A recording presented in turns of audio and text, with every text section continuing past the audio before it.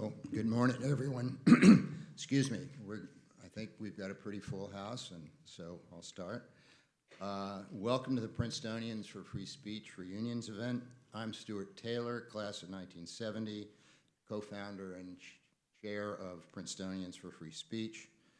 When my friend Ed Yingling and I founded our organization almost four years ago, we were the first true alumni of free speech group in the country.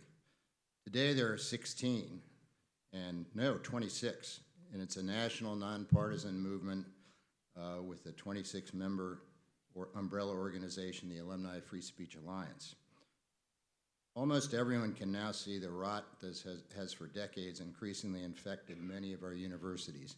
Princetonians for Free Speech was created to address this problem here by promoting free speech and academic freedom while working closely with and supporting allied faculty and students.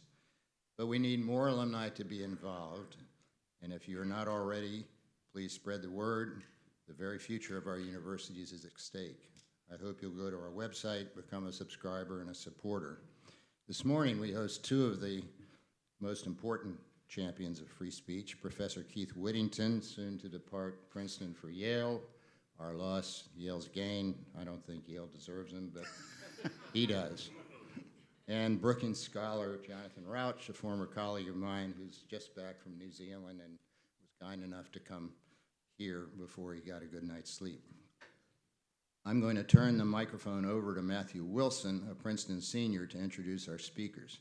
After they finish their discussion, Leslie Spencer, my colleague, vice chair of Princetonians for Free Speech, who's sitting here, will lead an open Q&A, and we invite everyone in the audience to ask questions.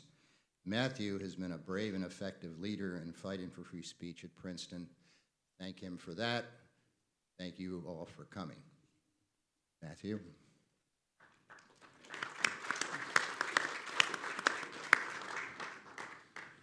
So I'm happy to introduce Professor Whittington and Mr. Rauch.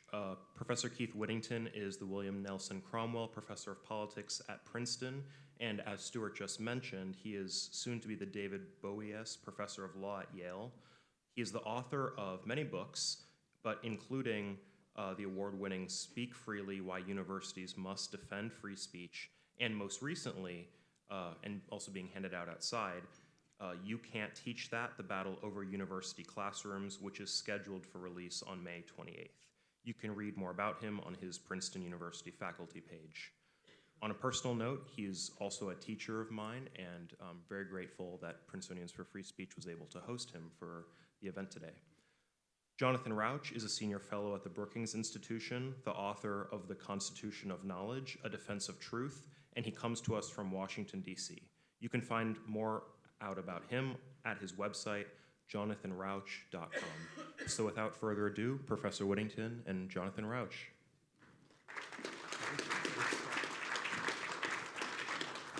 Thank you. It's such an honor to be here. I see I had the entire wrong idea about apparel. Alas, I have no orange blazer or necktie. Forgive me for that. This one's for sale. Stuart's offering me one for sale, but it's the wrong color. Those are Yale colors, Stuart. Now they tell me.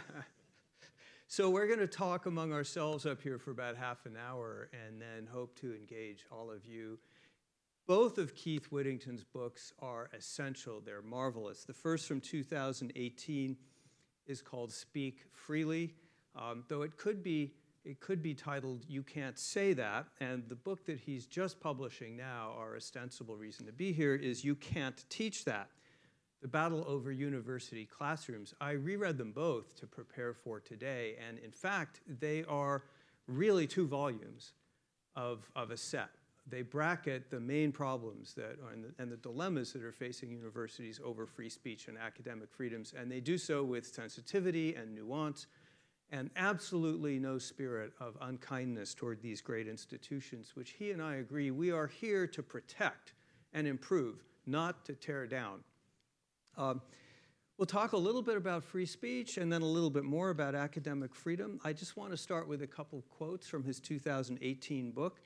Premise: there is an American civilization and universities occupy an important place within it. I agree. So let's just take that as a starting point. Statement. Campuses are not yet in crisis. Colleges do not need to be dismembered or salvaged. They do need to give attention to their foundations, however. Said that in 2018. Campuses are not yet in crisis. So, 2024, how are we doing?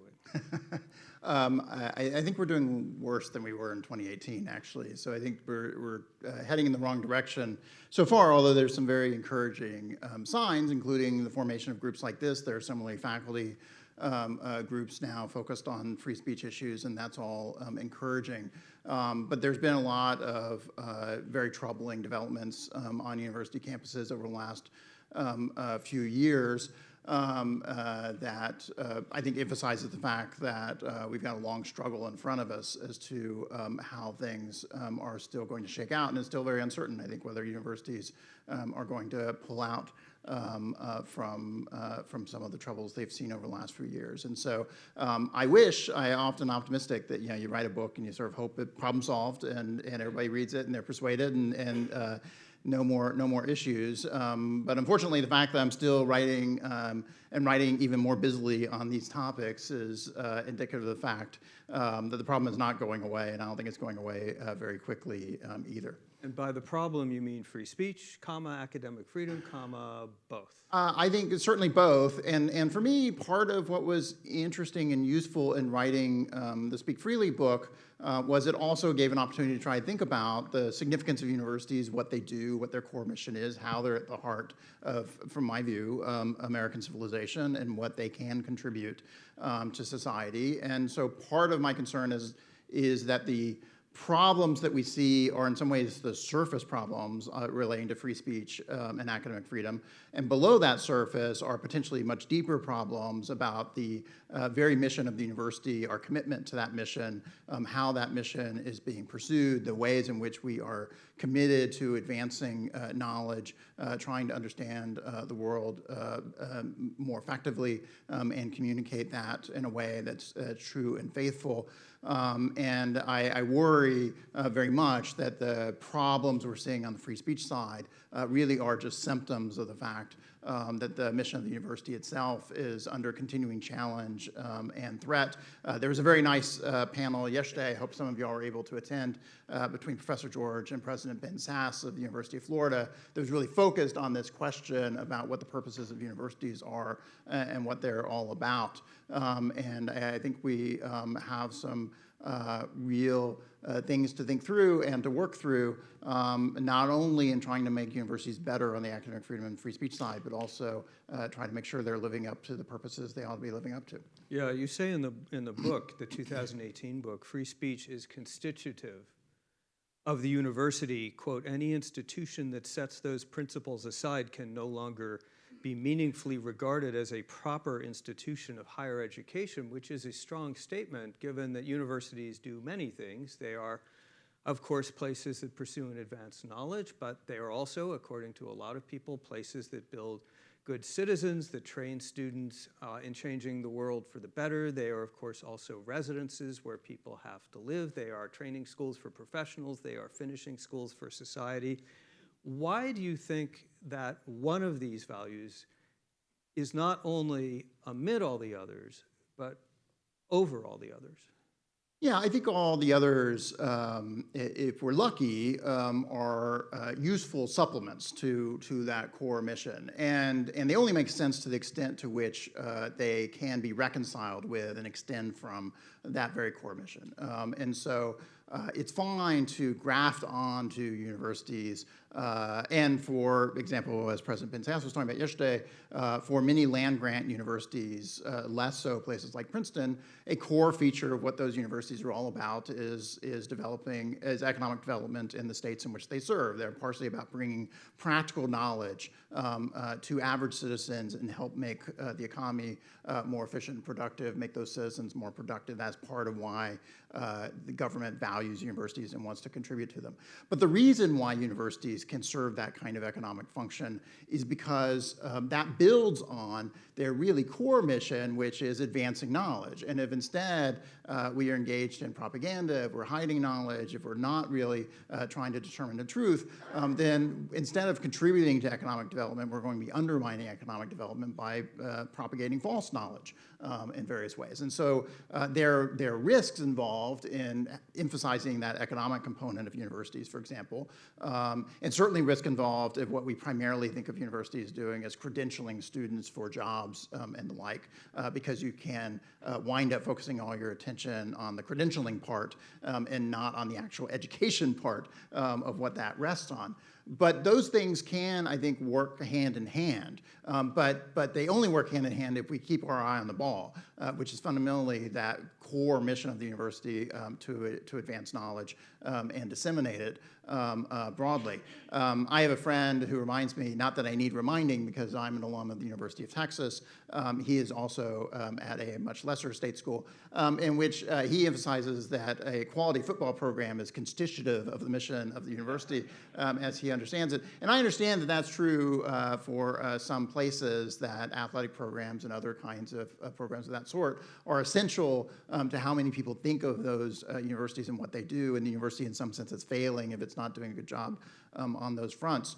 But that's even further removed from the core mission of the university, and the possibilities of conflict between that kind of element of a university and the core features of what universities do are potentially much more grave. And so it's deeply worrisome, I think, when we lose sight of that. And so one of the anecdotes I tell in the book, and I had sort of forgotten it until I started writing the Speak Freely book, was this incident that occurred at the University of North Carolina after 9/11, in which North Carolina has a summer pre-read program. It was new at the time there, and immediately after 9/11, they assigned the incoming freshmen to read a book about Islam.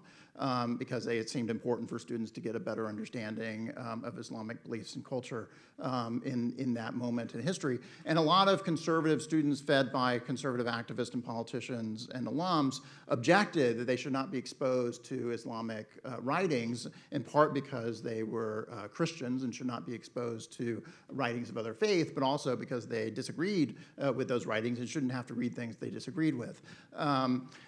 This was, of course, long before the immediate kinds of debates that we see on campuses, but I think reflective of an attitude about a misunderstanding that people have about why they're coming to universities in the first place and what it is they should expect to encounter when they come to universities. And if we don't fix that problem of how we're selling and branding universities, what it is we're conveying about why we're here and doing what we do, it's very hard to fix the downstream problem of, well, why do we care about free speech? Why do we care about exposing people to controversial ideas? Why do we tolerate people engaged in and arguing about controversial ideas?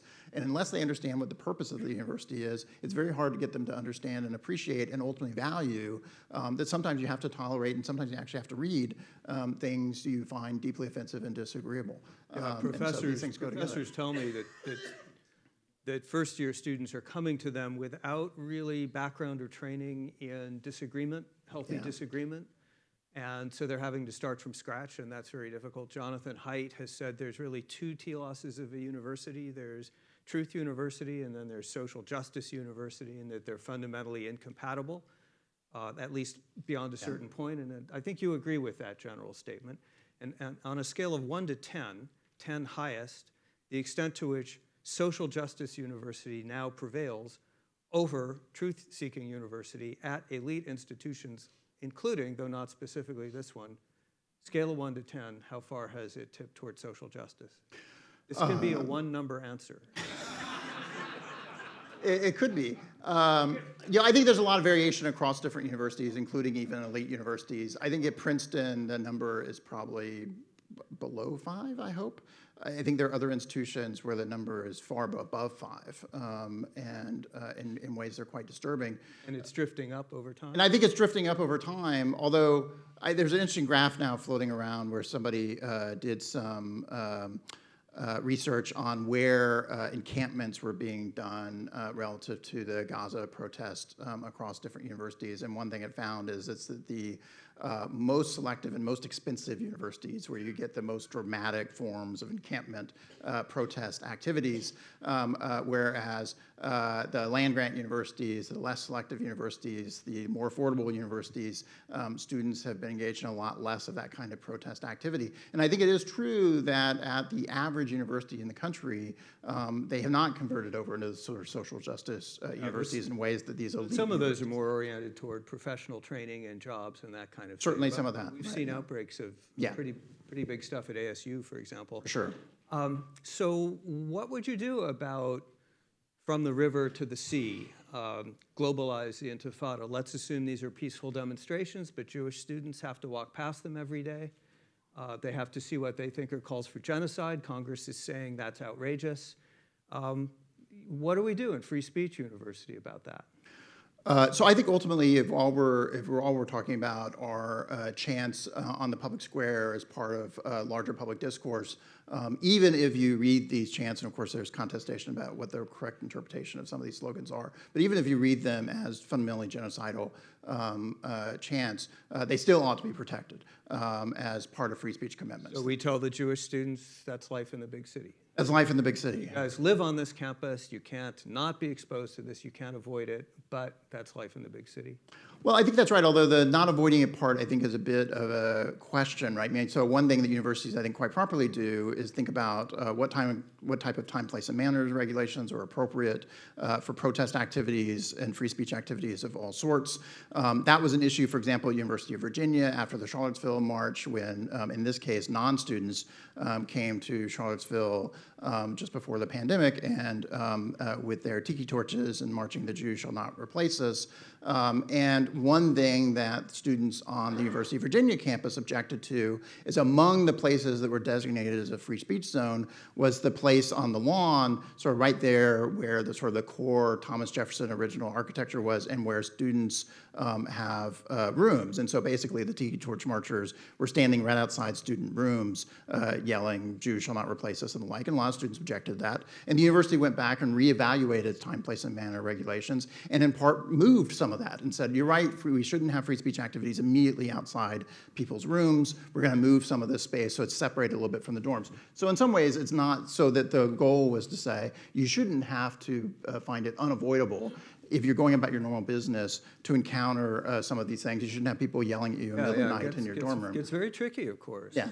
Of course, one thing we've encountered now is that same rule is now being enforced against the Gaza protesters, and now students are on the other side of this debate, where now they want to say, well, of course we ought to be able to yell these exact same slogans outside people's rooms. And so it's very hard to be consistent about these things as well.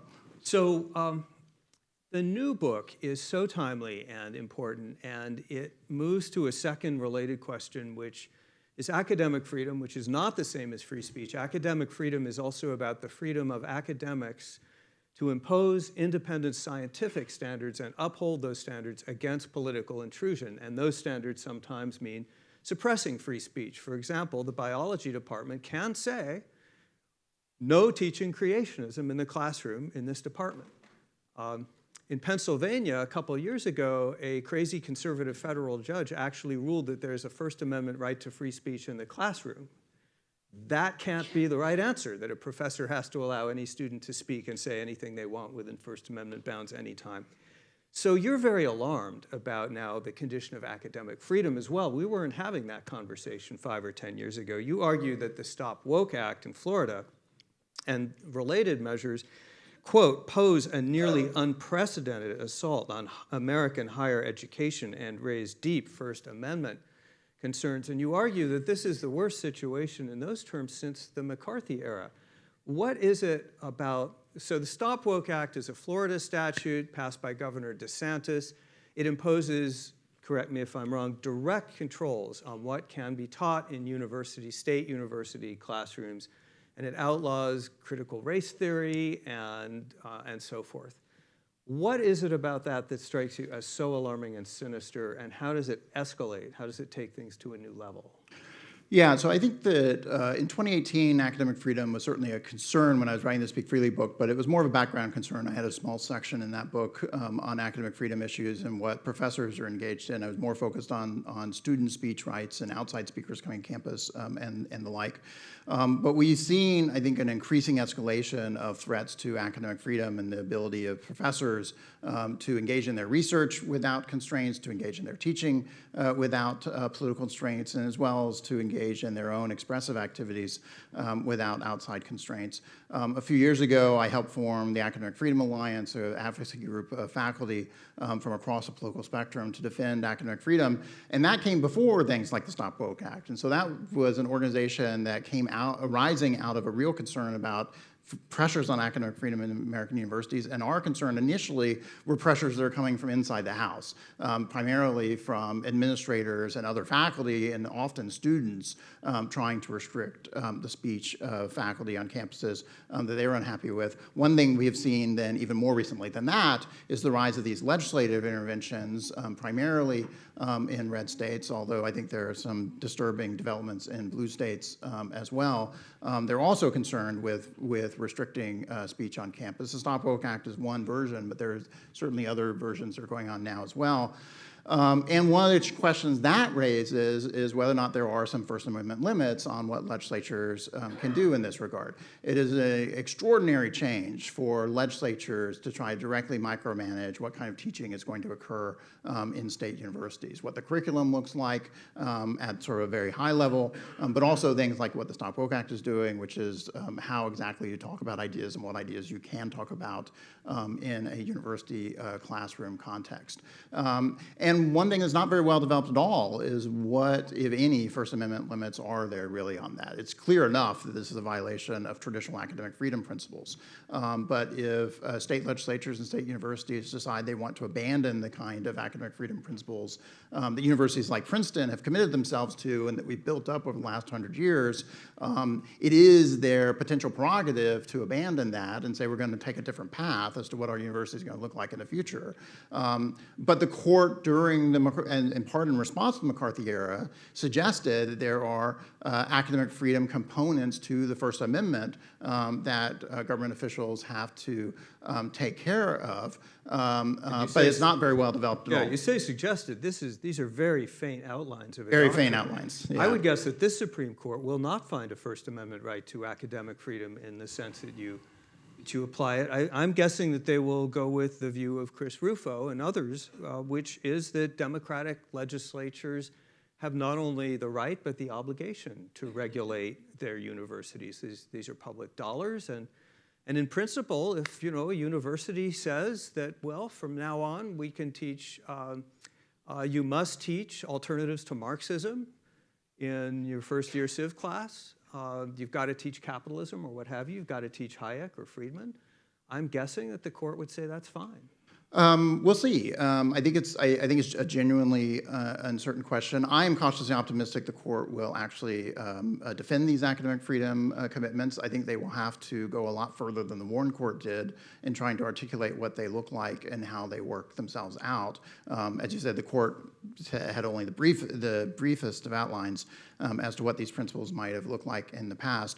And so part of the point of the book is to try to develop out, for any judges who might be listening as well as others, that that is possible, I think, to build on the materials that are already existent in the doctrine. You don't have to start from scratch, and you can get to a reasonable place. I spent a fair amount of time quoting from, for example, some of Justice Alito's own opinions at various points in order to sort of suggest, I think, where this can lead you.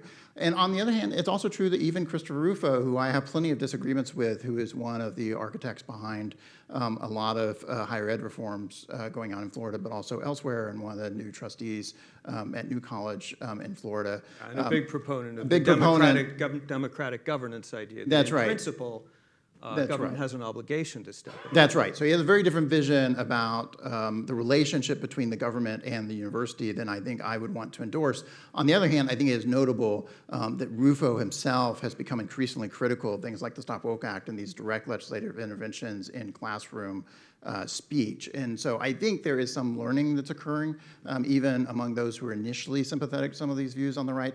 So, like I said, I'm only cautiously optimistic about where the court might land on this, but I don't think it's a hopeless cause.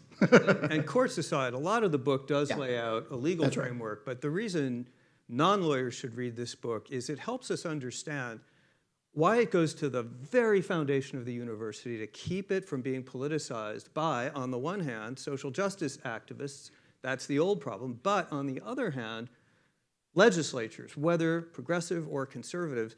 So in a nutshell, why should ordinary people care about politicians keeping their hands off universities, even when universities are perceived to be ideologically driven?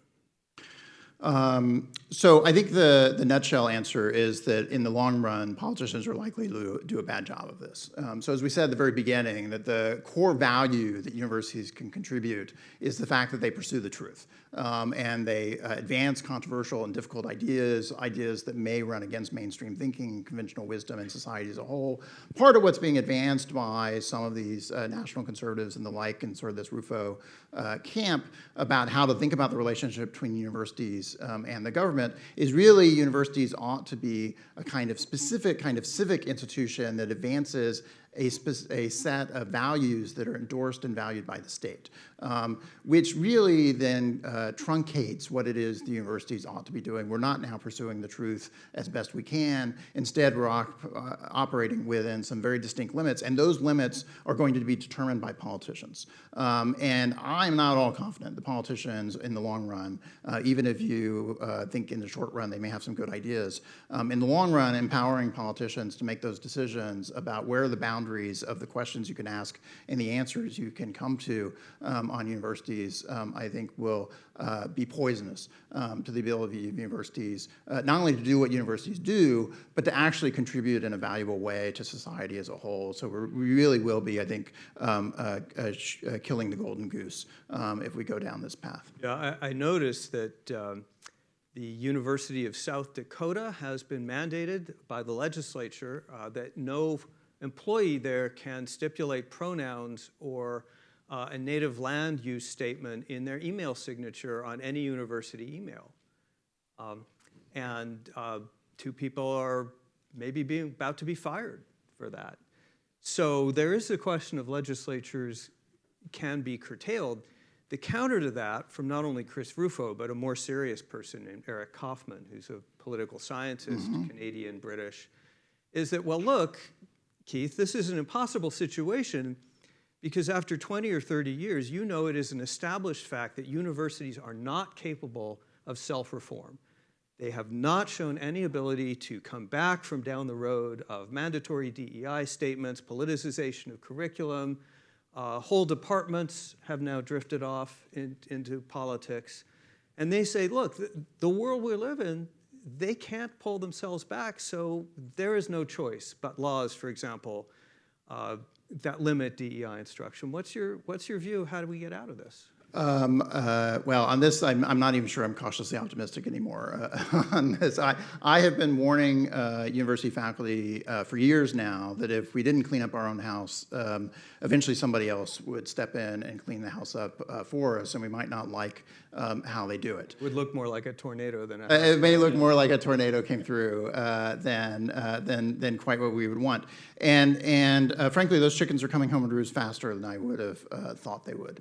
But I think we've brought this on ourselves in a significant way. And one of the challenges of politics is that not only there are questions about what should we do, but there are also questions about who ought to do it. And at the end of the day, somebody has to have the authority to make these decisions. And university faculty have argued for 100 years that when it comes to academic decisions on university campuses, the faculty are the ones who ought to be making those decisions because they're going to make the best ones possible in the long run value of the university.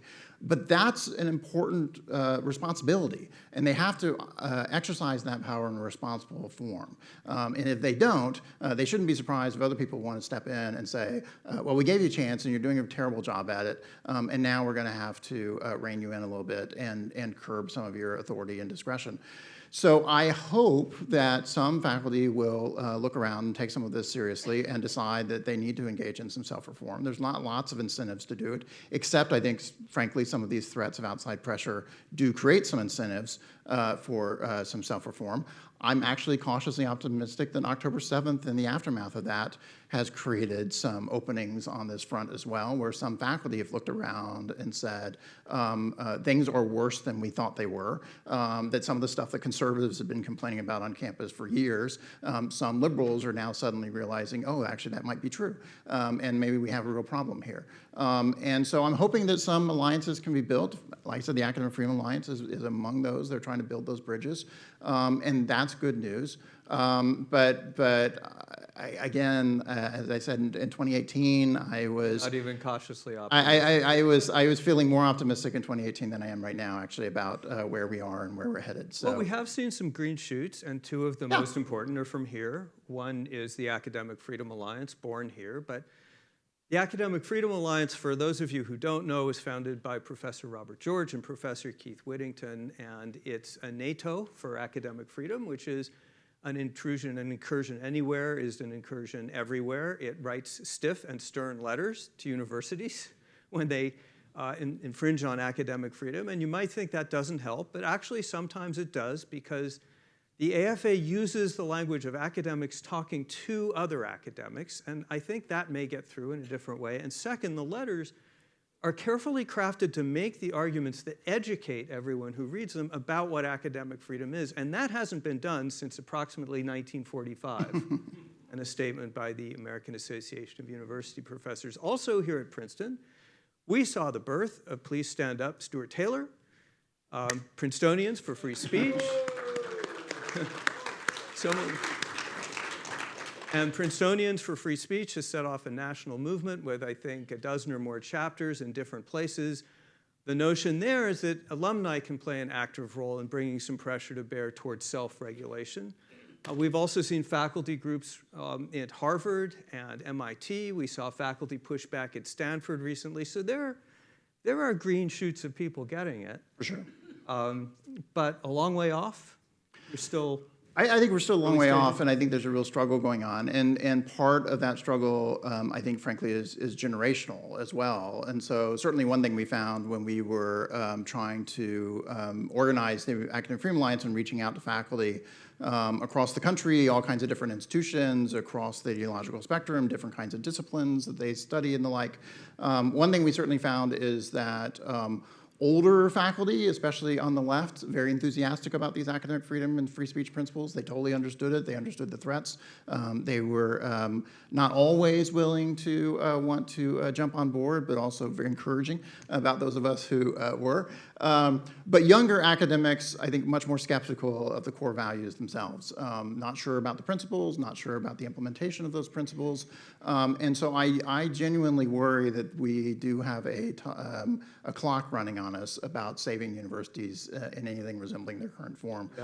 All the survey evidence shows that the younger they get, and especially today's grad students, are, according to one survey, about a third of them openly acknowledge that they will discriminate against conservatives in, for example, evaluating grant applications, which is a bit shocking.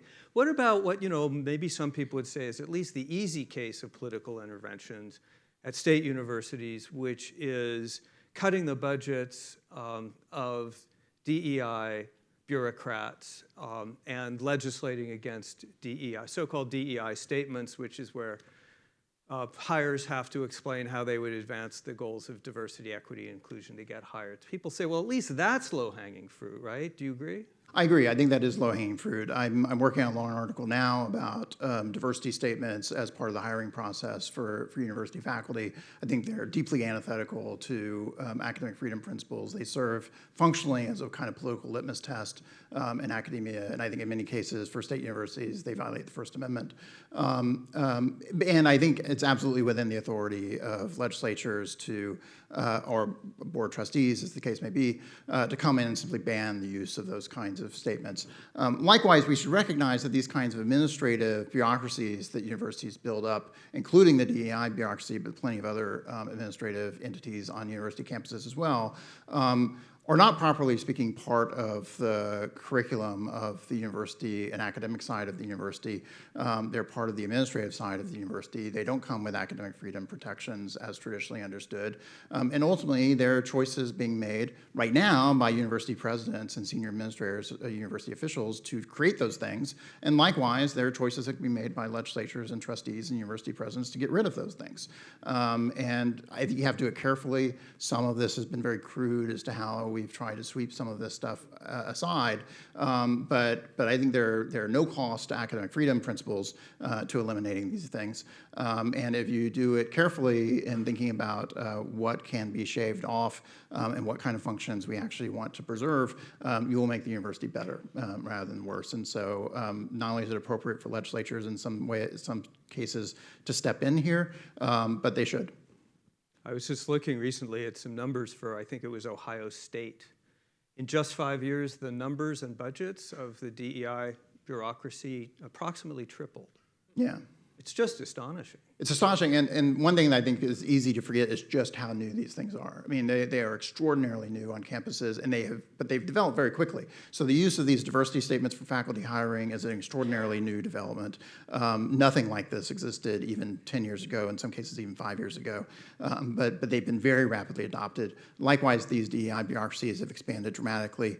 The post-George Floyd protest that we saw on university campuses among students just a few years ago had their own, of course, list of demands that universities often gave into, including here at Princeton. And central to the demands that students were making at the time was we ought to be creating big DEI bureaucracies. And so if you go back and read those demands, it's striking how often they had specific list of we want these number of deans, we want these numbers of associate deans, we want these numbers of assistant associate deans being created in universities, and some of the growth of these things is a direct function of prior student protest activities.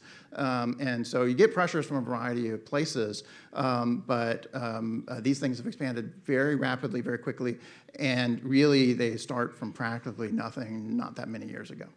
Well, it's time for a conversation. How are we running this, Stuart? And while people get your questions in mind, Leslie, thank you. While we're getting that organized, just give us a sentence or two about the new center that you're launching at Yale. Yeah, so one of the nice features of my moving to Yale Law School is that I'll be starting an academic freedom and free speech center there that will focus on university issues. We're hoping to focus on policy questions as well as some of the legal issues, doing both some theoretical work and some practical work on this front. And so I'm hopeful that we've done a lot of great stuff here at Princeton over time in a variety of ways that have really helped carry this battle forward, and I hope I can continue to do some of that at Yale. I should also note, because I haven't said it yet, is I really appreciate y'all turning out here. I know this is very early in the morning, especially for reunions, and I don't want to ask what y'all were doing last night. So I appreciate y'all dragging yourselves out of bed in order to come out for this. Coming back from New Zealand, I was a bit worried about staying awake, but the brilliant orange lights has solved that problem. Yeah, exactly. Okay. First of all, thank you both. I'm Leslie Spencer, Vice Chair of Princetonians for Free Speech. It's delightful to see you all here as early as it is in the morning. We're going to open it up to Q&A. We have plenty of time. We have the room until 11:30. So raise your hand. There are going to be 2 mic runners, and I will just point, and you will get a mic as soon as they can get to you.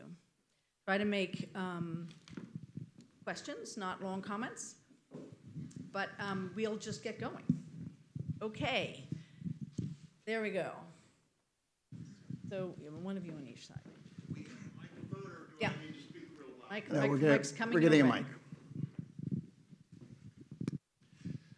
In your very detailed, very intellectual, and very appealing discussion, you mentioned at one point that you recognize the DEI as an organism that can grow inside a university and dictate its future.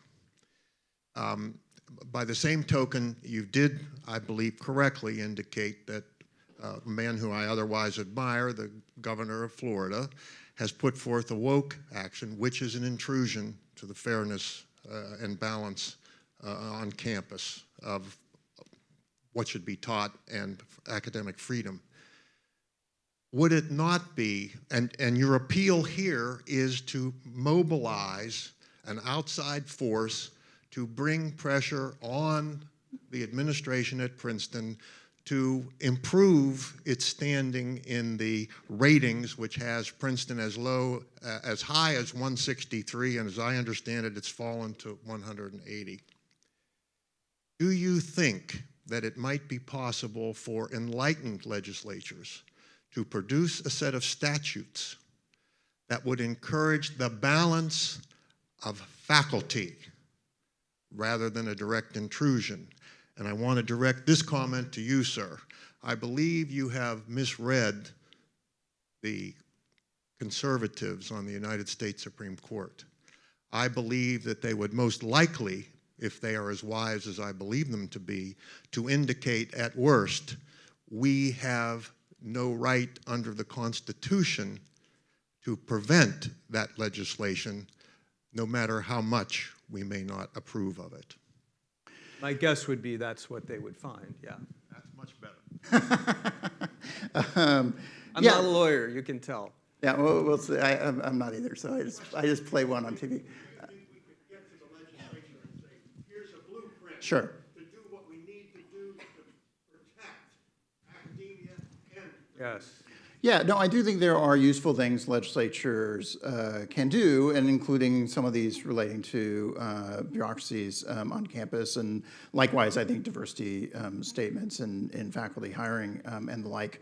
I think there's likewise other things that are useful for legislatures to do. A few years ago, well, even actually some of the recent legislation continues to incorporate elements that I think are quite productive. So there's a new law that was just passed in Indiana, which is quite different than a lot of other state legislature moves of late, in that it requires, as a core component of that statute, that faculty include intellectually diverse materials within their individual classes, and that they can be fired if they don't. And the mechanism for determining whether or not their material is sufficiently intellectually diverse is that the trustees should evaluate that, and there will be a new bureaucracy created in which students can lodge complaints about faculty, and the bureaucracy can oversee whether or not faculty... What could go wrong? What could go wrong? No, and so the correct response, if I was a faculty member at the university, at Purdue, for example, or Indiana University, was I'd be introducing a lot more critical race theory into my syllabi, because then I would have a lot more intellectual diversity than I otherwise would in my syllabi, and I suspect that's not what the legislature was going for in that particular piece of legislation. But that same piece of legislation also includes things like universities ought to adopt postures of institutional neutrality in issuing political statements and the like, which I think is all to the good. It includes other kinds of restrictions of that sort. We've seen lots of state legislatures, including Florida, but lots of others as well, engaged in efforts to create new centers and programs to hire faculty to teach what's sometimes characterized as a kind of civics education that will, I think, diversify the kind of teaching that's done. Some of it's simply traditional humanities teaching. Some characterize this as a more conservative sort of centers and programs, but I think there's nothing intrinsically conservative about them in sort of political sense. And I think those will, in fact, help contribute to greater intellectual diversity on campuses, give students more options about what they can do. You aren't telling professors what they have to teach and how they have to teach it, but you're bringing in new faculty with new ideas about what they want to teach, and that's all to the good. And we've seen those kinds of moves done in the past. It's how we wound up creating African American Studies centers and women's studies centers and programs and departments in the first place, was precisely by people saying, we aren't getting enough of a certain kind of material into our universities, and we ought to create new institutions that allow us to do some more of that. I think those things can go wrong, and you can have bad versions of it. But I think that's been a positive contribution of state legislature so far. So the Hamilton Center at University of Florida, for example, is now up and running. It just announced a whole bunch of faculty they hired that they were going to start teaching classes next semester. They hired a great set of faculty there, and they're going to be teaching a lot of traditional humanities-oriented material from a fairly traditional perspective. We'll see what that looks like in the long term, but I think that's a extraordinarily good development. I believe there are now, don't hold me to this number, folks, but I think the number I saw was there are now 17 states have adopted a version of a civics education institute within a university.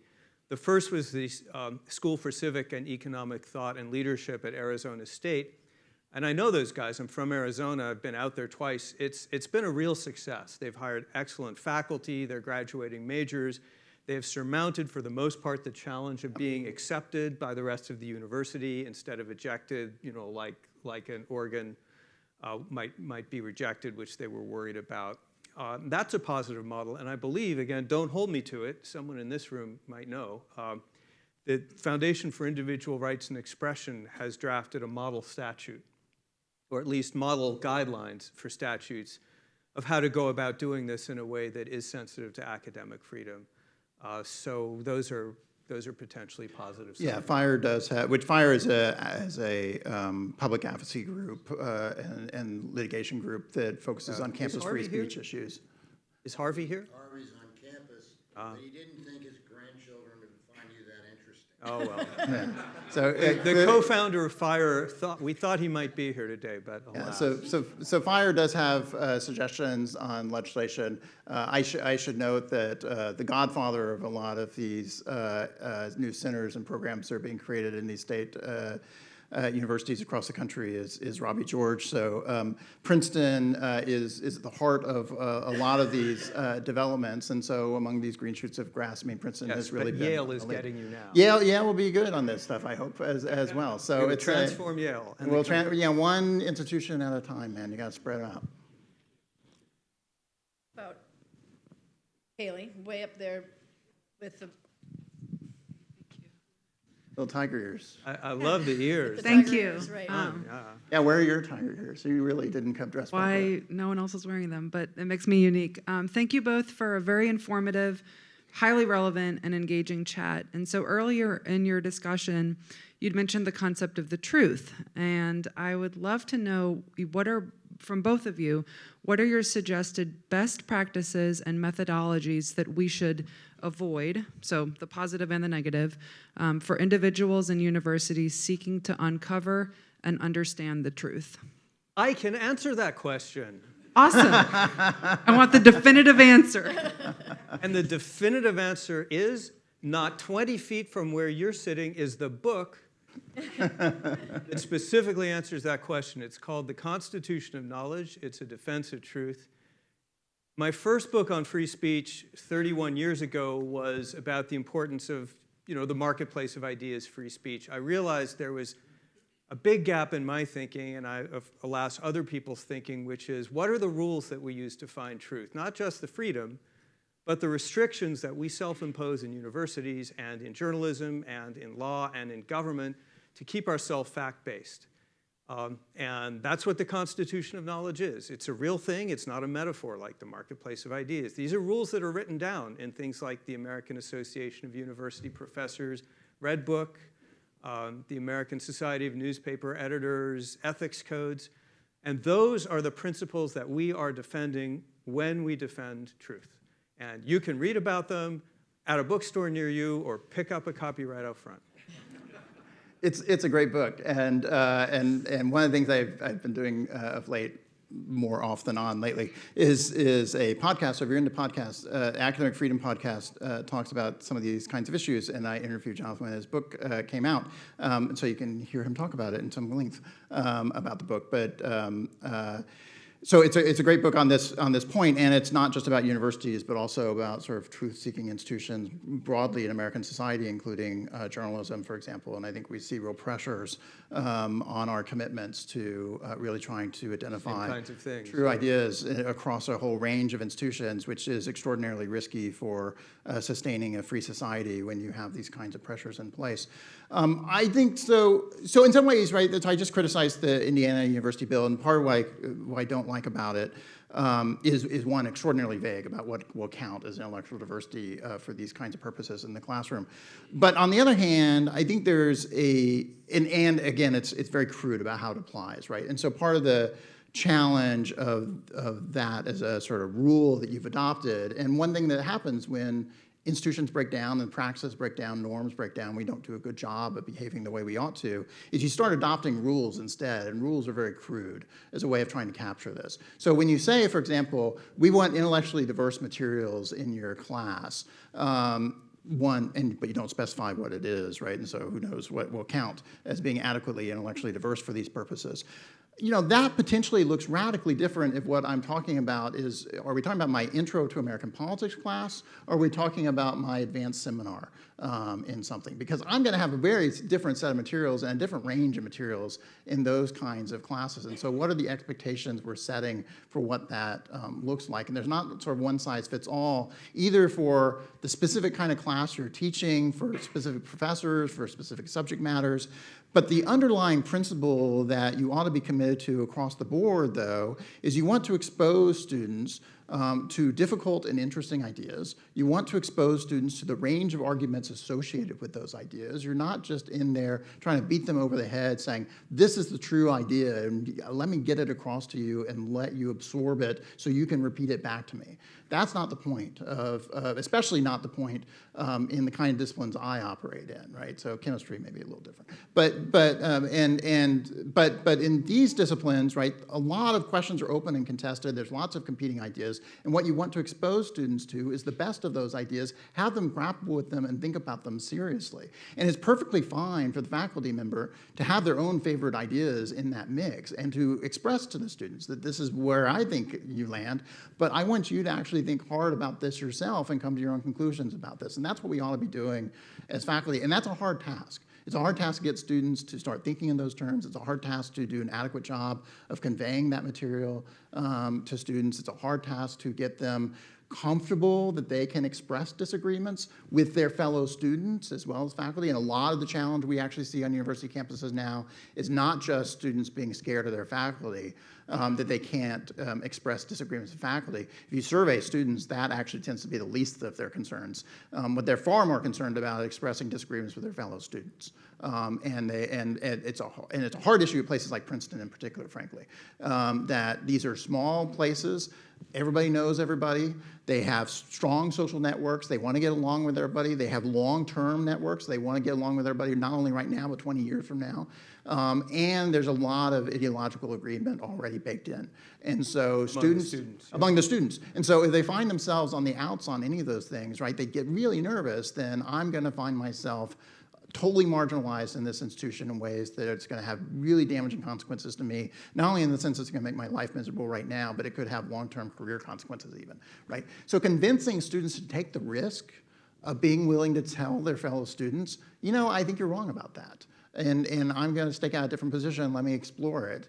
And also to take the risk of saying, I haven't fully worked this out, because the other thing, right, you're trying to get students to do is they're students, right? So part of what I try to mirror from them, and part of what I try to emphasize to them is we are exploring ideas here. And I'm going to say things that are stupid and mistaken in the class, and you for sure are going to say things that are stupid and mistaken in the class, and that's okay, right? That is part of the learning process. And so getting students comfortable so they feel like they can make a mistake, right, and it's not going to be held against them later, is really, really hard in this current environment in ways that was not true 20, 30 years ago, I think, in the same way. Both survey evidence and anecdotal evidence and the professors I talk to, it is clear that the left-wing professors indoctrinating the classroom are a small, small minority. Most progressive academics are working as hard as they can to create a critical classroom environment for multiple views, and they are frustrated. Yeah. It just spills out when you talk to them. They can't get students to engage and talk.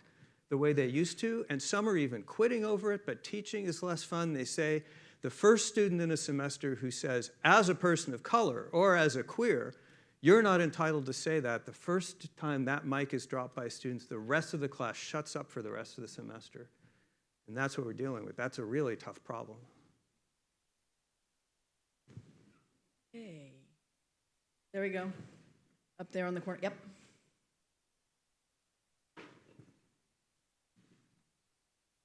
I have a pretty big house. Yeah. We'll get you the mic. Fittingly enough, I think. Thank you very much, Akil, Aline, class of 2008, and former employee of FIRE, actually, exactly 10 years ago.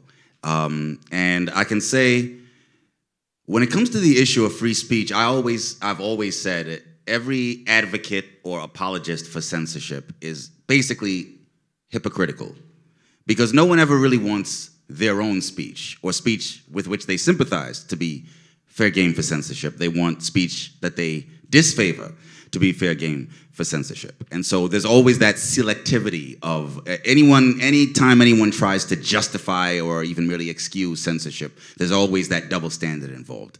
And so over maybe most of the past decade or so, I've often found myself on social media getting into arguments with defenders of, campus disinvitation incidents and so on. And one of the things I always told them was, this whole idea of trying to make quote unquote hate speech or hateful speech, eligible for censorship is going to backfire against you if it should ever be implemented. You may think it might be a good idea to establish some kind of hate speech exception to the First Amendment right to free speech. Trust me, you don't want to go there, because you will, before long, find yourselves and speech that you sympathize with on the receiving end of that censorship.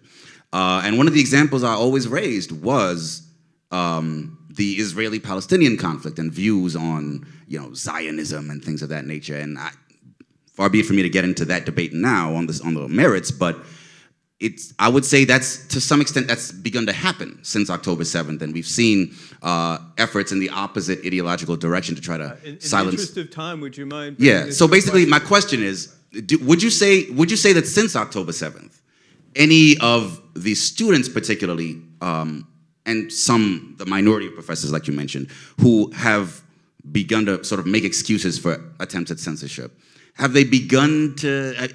Would you say the message has started to get through at all, if only because of that backfire effect that I think we've seen since last October? I think it's gotten through to some, but I think there's a lot in which it really hasn't. And I think one of the real things that is not yet clear from sort of the post-October 7th aftermath is, are we going to come around to the demand that we need to expand the commitment to hate speech regulations and speech codes, and we just need to bring more people under the tent? Or do we need to abandon this whole approach and instead try to think more about a more robust and consistent free speech regime in general?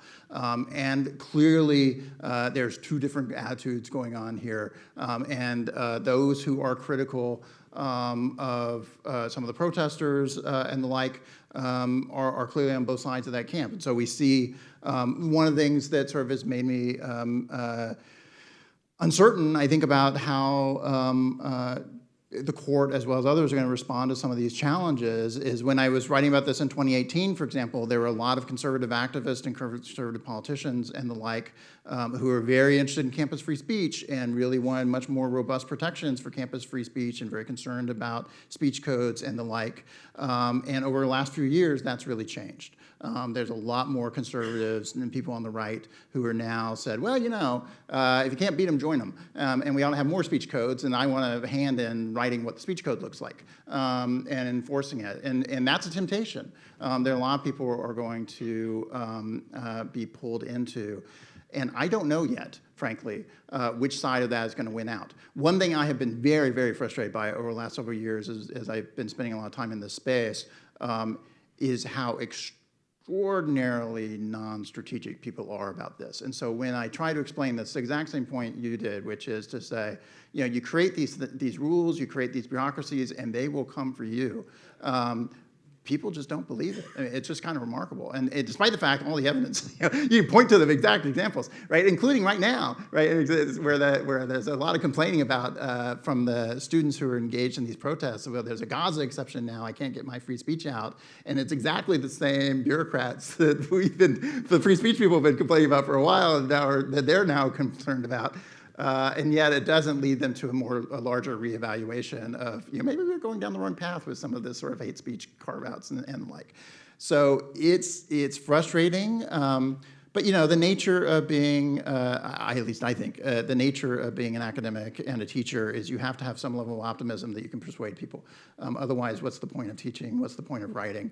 And so, I continue to think if I just write a little more, people are going to be persuaded and they'll come around. That's not a vain hope. So just an appendix to that. Thank you, sir. The point you make is so important.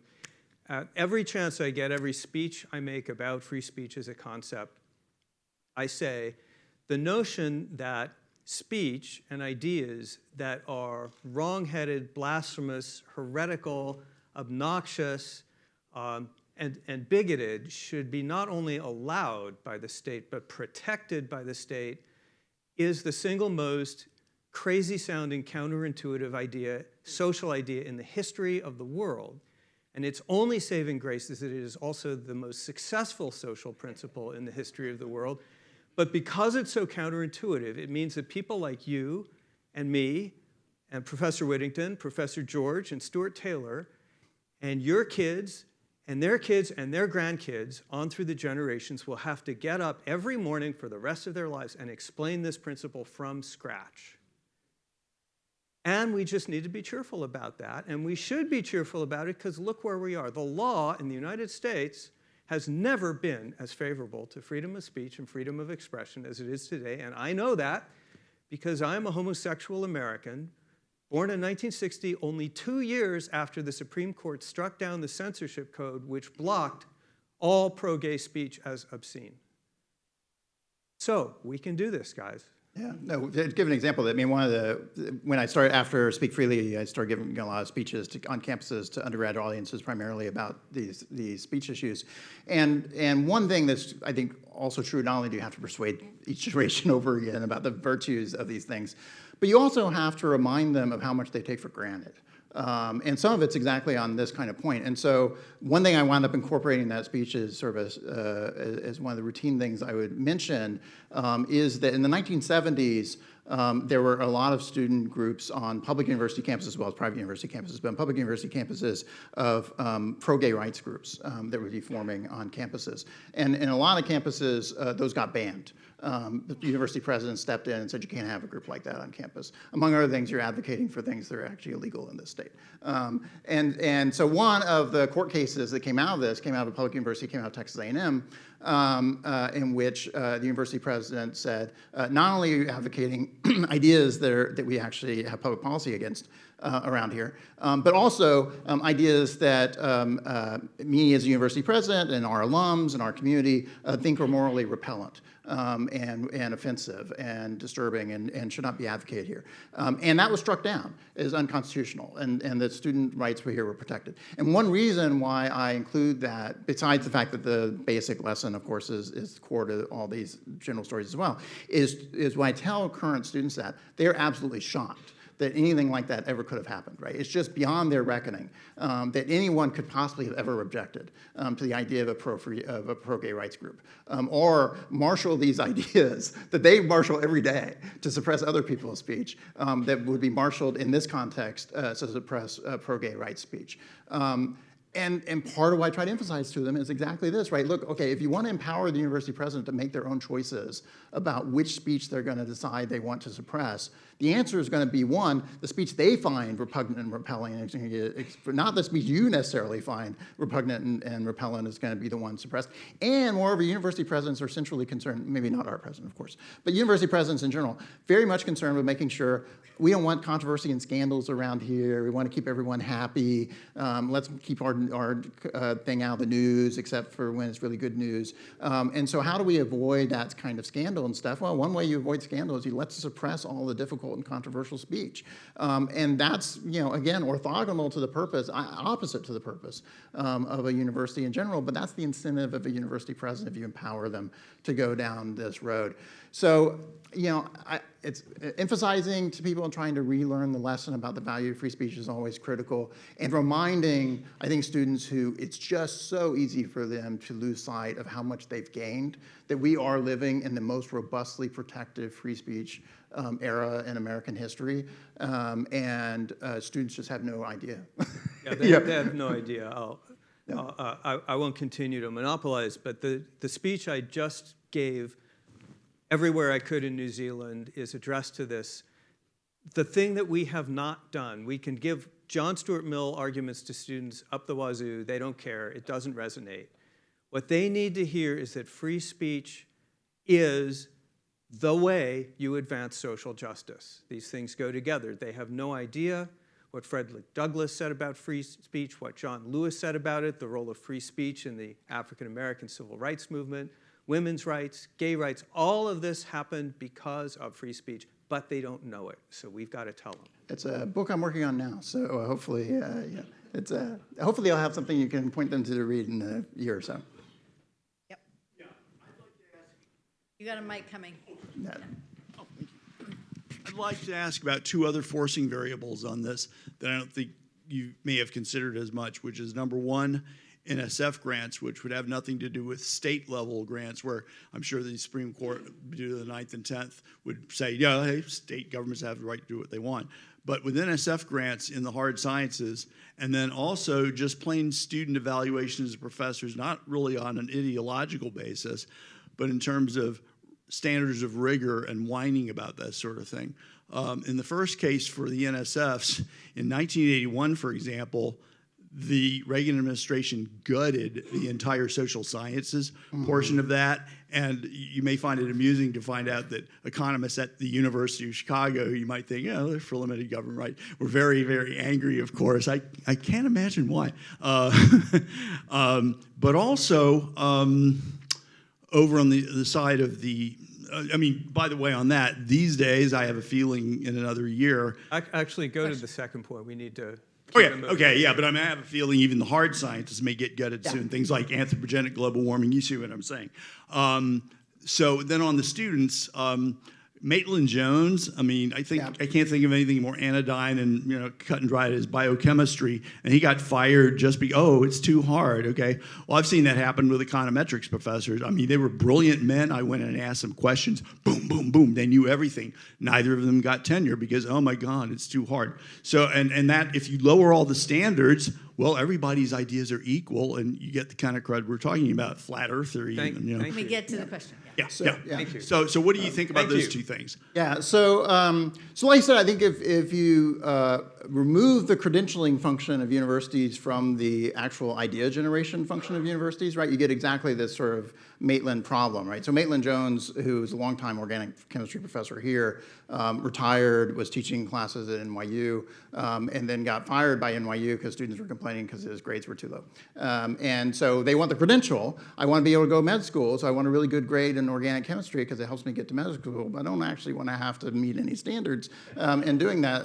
And that's deeply disturbing, but it's this detachment of the educational function from the credentialing function, right? And it's essential that we keep these two things connected ultimately, because the value of the credential is the fact that it represents some actual education. But there's lots of incentives and pressures on universities to separate those things, right? To make students happy by giving them good grades, even if they haven't actually learned anything. And that's a tough thing for universities to do, but it's important to try to remind them to do it.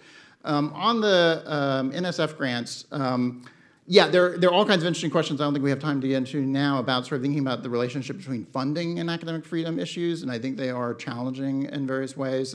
For certain purposes, you need material resources, and you need not just freedom, you need material resources in order to do the scholarly work that we need to do. Especially that's true in the sciences. It's a little less true in some of the social sciences, but still, even those, they need money for some things. But in the sciences, it can take a lot of money to do those things, and we can't actually make the scientific progress unless we have it, which raises real questions about where does that money come from, how's it given out, what strings get attached to it. There's a possibility of gutting some of the funding, which can really undermine the advancement of research. I think one thing we also are likely to potentially see, especially if Republicans win some federal elections, is an effort to tie a lot of strings to some of this funding, not only in the sense of trying to restrict potential research areas, which is a possibility, but also try to connect sort of broader brush. We want more intellectual diversity on your campus. We want to, you can only get NSF grants if you're institutionally neutral and if you have free speech commitments and those kind of things as well. I think you're likely to find some spending clause problems, constitutionally speaking, and trying to tie those strings. But I think there's going to be a lot of ways by which Republican legislators are going to be looking for, can we leverage the funds we're giving to universities in order to get universities to be more compliant with the things we want them to do. And NSF grants is one of the vehicles by which they might try to do it. There you go, in the black t-shirt. Right, you are, yeah. Right, very back. Yeah, that's it. Okay, so you mentioned departments as kind of sort of having dangers from both sides. One, you said it would be wrong, for instance, to ban a biology department from banning creationism, but then you also said that it would be wrong for a department to make people sign diversity statements. So I guess I'm like, what's the sort of medium? Yeah. So right outside the room, there's a book with a lot of words about this. But I mean, in brief. Which are free to you. So briefly, the American Association of University Professors, when it first started trying to articulate ideas of academic freedom at the beginning of the 20th century, was in part trying to carve out this balance. And the principles have continued to work out over time, but the core of the argument is that experts in the field ought to be determining what kinds of knowledge is being, especially taught in the classroom context. That you don't want non-experts making that decision. Because initially, the original move of the early 20th century was, how do we get donors and trustees out of the business of telling us what you can teach in the classroom, especially in controversial areas like, are you allowed to teach human evolution in a classroom? Are you allowed to teach economic theories that the donors don't like in the classroom? Can you teach certain things in sociology classes that the donors don't like in the classroom? And the argument was, you gotta get the donors out. They have their own interest here. We need actual expert knowledge making those determinations, which is why then the biology department ought to be able to say, we're not gonna have creationists in the classroom because it violates our professional standards about what our knowledge base is. At the same time, you also want universities and those faculty experts to be open to new knowledge and challenges to existing conventional wisdom, not only conventional wisdom in society at large, but conventional wisdom inside academia, right? So even the sciences need to hold open the possibility that someone could come along with a really good argument on behalf of creationism, for example, or flat earth theory or whatever, right? And that we think that's probably totally wrong, right? We have all kinds of reasons for thinking it's wrong. But the commitment we ought to have is not to say, we know what the right answer is, and if you give the wrong answer substantively, you're out, right? The argument is to say, you have to bring us an evidence and arguments and analysis that makes us rethink our assumptions and that we can actually engage with in a serious way. And if you're willing to do that, you can challenge our fundamental assumptions about what the right answers are, and we can have the argument about whether or not you're right. And so we have to leave ourselves with some openings for for allowing academia to bring in new ideas.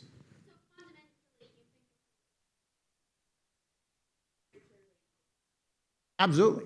No, that's right. So relative to diversity, the diversity statement stuff, for example, right? The challenge is one, that there are ideas embedded in that are fundamentally open ones, and these are trying to close those issues, right? It'd be like, there are nuanced differences, but it'd be like universities saying, we are going to ask you to write a statement expressing your personal commitment to not believing in socialism.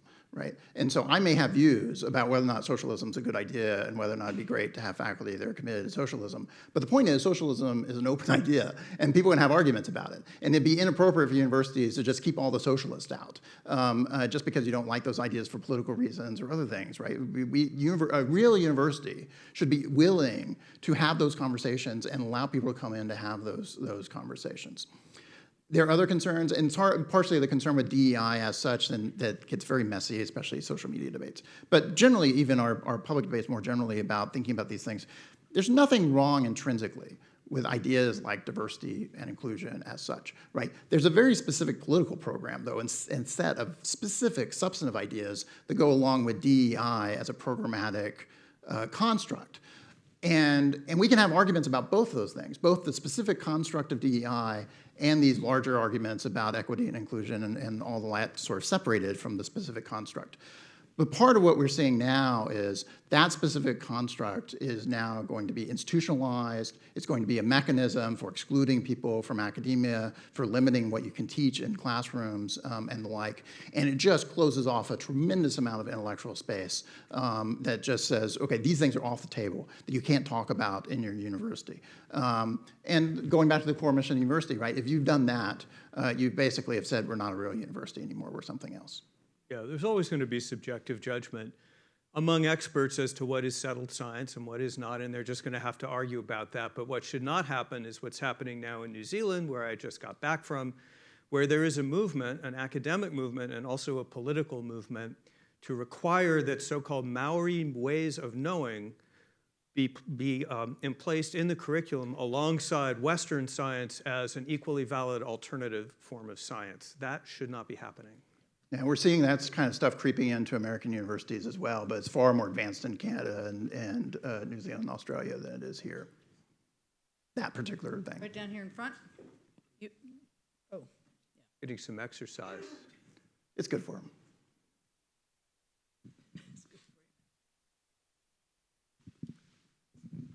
Thank you. This has been very interesting. I assume that the admissions rate at Princeton is somewhere around 5%, or maybe even lower. If that drifts up to 10% or 15% because students have alternatives like New College or UTAX, is that going to influence what institutions do, like Princeton and other Ivy League schools? So I'm on the advisory board of the University of Austin, which I think you're referring to, a startup university devoted to both innovative and traditional education, but that's what we're hoping. We hope to show by creating a model that's an alternative, building it from scratch. We're going to have a constitution at the university, which gives students and faculty certain rights. We have an administrative board, a separate board, a Supreme Court, so to speak, which will adjudicate disagreements from the outside and which will be binding on the university. So that's a very interesting experiment that we're going to try, and we hope that if it succeeds, it will become a model for other places. No sooner did the University of Austin announce than it received 3,000 applications from academics who wanted to join it. There is a lot of demoralization in the academic world because of the constraints that they're suffering under, more the social ones than the formal ones, the students who don't want to talk. And high rate of applications for the first freshman class, which is going to start with 100 students getting a full ride in September. So that's the hope. Start from scratch, build a new model, and maybe the world will like what it sees. You tell me. Yeah, I was just down at University of Austin for the first time, really trying to get a better sense of the place and what they were doing. It's an interesting operation. Lots of challenges of starting a new institution from scratch, but it's another one of these sort of experiments of trying to do something a little new and put pressures on established universities to reassess what they're doing. I do think that pressure from students who want to come to the university is part of the levers that universities are responsive to, right? There's lots of things universities sort of pay attention to, you know, donors not wanting to give money anymore, students not wanting to come anymore, our faculty not wanting to come to the university university anymore and teach there. Those are all things that matter to universities, and it can make a difference. To take a very specific example of Yale Law School, where I'm going, after some of the recent speech incidents they had there were a set of conservative federal judges who announced publicly they weren't going to hire Yale law students as clerks. I don't think that's a great idea for federal judges to be engaged in that, but they certainly had pointed to a pressure point for a place like Yale, where part of the selling point of going to Yale is you will get a federal clerkship if you want on the other side of this, and you have a bunch of judges say, we don't want the students from going to Yale.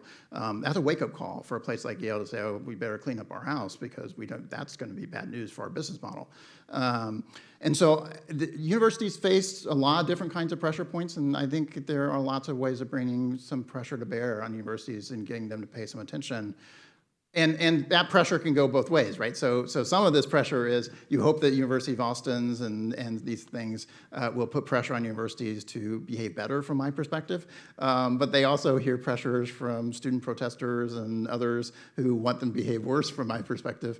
And so, you know, we're in a battle and trying to bring countervailing pressures to bear. But at least it is a battle. But at least it is a battle, and for a while it was not much of a battle. So yeah, no, we need to make it a battle. There, white, long, dark hair, right there. Yep.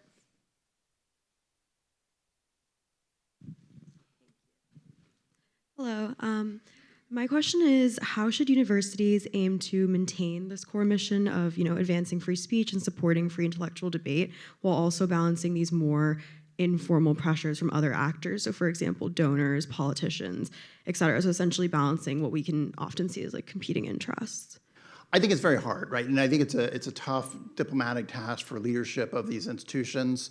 I think one thing that would really help is if universities and their university leaders were more consistent about these things and more clear about what their actual commitments are and adopt the right commitments, right? But they can actually express them and explain them and articulate them, right? So one of the lovely things about Ben Sass at Florida is he's able to articulate in a clear and compelling way what those core principles are. One thing that's really, and President Eisgruber here, I think is actually the same. He's deeply committed, I think, to right principles. Doesn't always make all the decisions I would like him to make, but I think he is deeply committed to those principles, and he's able and willing to articulate them in ways that really do matter. One of the things I find very distressing is there's lots of university presidents who I think don't understand those principles very well, aren't willing to articulate them, certainly aren't willing to defend them when push comes to shove, and that's not helpful at all, right? So you need university leaders willing to get out there and try to explain to people, why are we here? Why is it you need to tolerate these controversial speech activities you don't like, or people with controversial ideas, and like, what's the larger value of doing that? So part of it is you need leadership that actually is committed. Some of it, though, is, I think, just also genuinely tough, right? So if you are a university president in a state in which the legislature is coming at you hammer and tongs, you are in a bit of a defensive crouch, and your goal then, I think, if you're in one of those places, is one, to try to do the best you can to try to move the ball on this. And I think legislatures, even in those places, are open to persuasion. So at the Texas State Legislature, for example, last legislative session was considering a bill to eliminate tenure at state universities that was being advanced by the lieutenant governor of the state. Lieutenant governor, extraordinarily powerful position in the state government in Texas. It whisked through the state senate and died in the state house. And my understanding is part of what persuaded a necessary number of conservative legislators to peel off from that, despite the fact it was a politically popular thing, because you explain to the average member of the public why faculty have tenure, right? Tough task, right? But part of why it peeled people off was people explained to those conservative legislatures, well, look, if you get rid of tenure, and the first people who are going to get fired by the university are all the conservative faculty, right? And oddly, this had not occurred to the conservative politicians in the state legislature. And once it was explained to them how the tenure process and the firing process works inside of a university and and who tenure actually protects in a university, some people were persuaded by that and acted accordingly, right? So there is space to make these arguments and to get people to hear you, but you got to find a pitch and you got to be able to make tactical decisions as to sell it.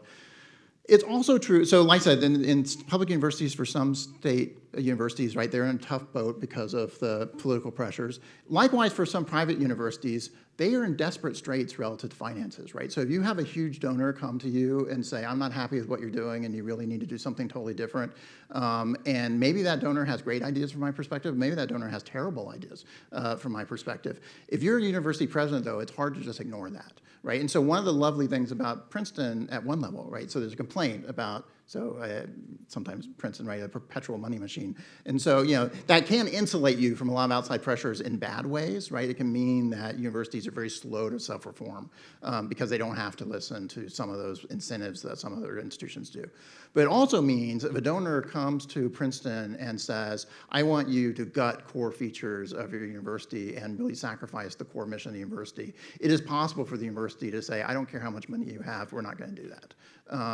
And that's a luxury that comes with having a lot of money and being able to pursue your mission without having to bend the knee to particular donors with bad ideas.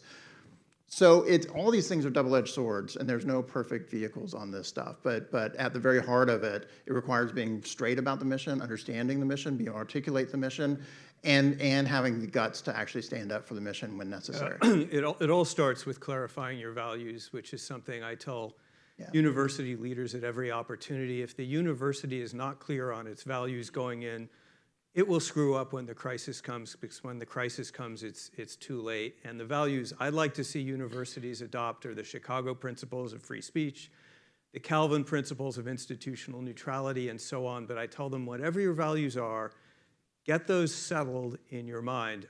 Alan Kors, the co-founder of FIRE, used to say that if you want to be social justice university, okay, but put that in your catalog, right there on page 1. We are committed to the advancement of social justice, and take out the boilerplate about free speech. And that's okay. That's the world we want to live in. And I think he's right about that at some level. I'm a pluralist in that regard, right? If some universities don't want to be real universities, that's fine by me, but I don't want to be there, and I don't want to send my kids there, but that's a choice they ought to make. And what I really want them to be is explicit about that choice, right? And for people to know what they're getting themselves into if they're choosing to go those places. And what you see is a lot of universities who want to have their cake and eat it too. Last one, right up there. Your hands up. Ilya Shapiro from the great class of '99. Keith, I think I disagree with you on the judges boycott. It's already having an impact on Yale. External criticism in general is already having an impact, including in your hiring, because Heather Gerken wants to be president of Princeton eventually. I didn't say it didn't have an impact. I said it's unfortunate. My question's not about that. This whole discussion, which obviously is fascinating and worthwhile, how much of it is really about speech and how much of it is about a larger illiberal attack and takeover of higher education with threats to due process, including the latest Title IX regs, equal treatment being seen as unequitable, DEI and wokeness and all of these other forces where speech is certainly visible and tip of the iceberg. You see cancellations, disinvitations, all that, but it's lots of other stuff going on. I agree. I think that the speech is a symptom of deeper things. Some of the deeper things is a deep illiberalism that is very trendy in some circles and making a lot of headway in universities. One of the very discouraging things I think about our current social and political climate that I never would have anticipated when I was younger was the amount of illiberalism floating around in mainstream society and politics in general. Universities are a particular place where that's happening, but not the only place, to be sure. And I always thought, and relative to the free speech stuff, I always thought it was a mistake for those who wanted to characterize these debates as being the problem of snowflakes and overly sensitive students, right? And so, because, and as part of my disagreement with Jonathan Haidt on, I think he's right about a lot of things, and he's certainly got his finger on some things that are quite true. But one thing that it does is it tends to psychologicalize these issues, and it downplays the politics. And, you know, I'm a political scientist, so politics is front and center. Psychology ought to take a back seat. But there's a political movement afoot, and these are political battles in part. And some of these speech debates are fundamentally about political debate underlying it, about what kinds of vision for the university is going to be acceptable, what kinds of ideas in public discourse are going to be allowed and tolerated, and which ones are going to be marginalized and suppressed and censored. And that fundamentally is a political fight driven by political concerns. And I don't think we should undersell that. There are people who would like to silence ideas in universities because they want those ideas to be silenced, not because they're offended by them, not because they're overly sensitive, but because they want them defeated in the political arena and they want to be able to act on other ideas. And look, I have my own preferences about which ideas I like and which ideas I want to advance, and I can have those conversations, and those are conversations for a different day. My free speech commitments and my commitment to a university is to say universities fundamentally ought to be places where we can have all those ideas discussed and argued about. Not only the ideas I like, but also the ideas I don't like. But that's the value universities ought to serve at the end of the day. And so, yeah, I think you're right. There's a deep political debate going on here. And at the very heart of that debate is our classical liberal principles of the type that John Stuart Mill and many others advocated and developed over time. Are those the principles they're going to continue to guide how universities operate and how American society operates? Or is some flavor of illiberalism going to dominate how universities operate and really how American society operates as a whole? And that's deeply worrisome that we're even having that conversation, but that's the conversation we're having. So Keith Whittington is literally an indispensable person in this debate. Let's thank him for being here. Thank you very much.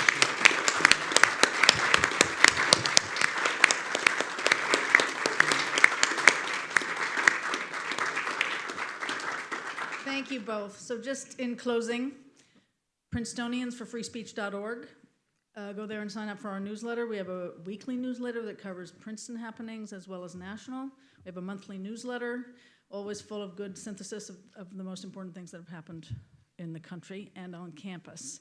And there are books for free from both these gentlemen outside, so please grab one on your way out. And thank you so much for coming. Thank you.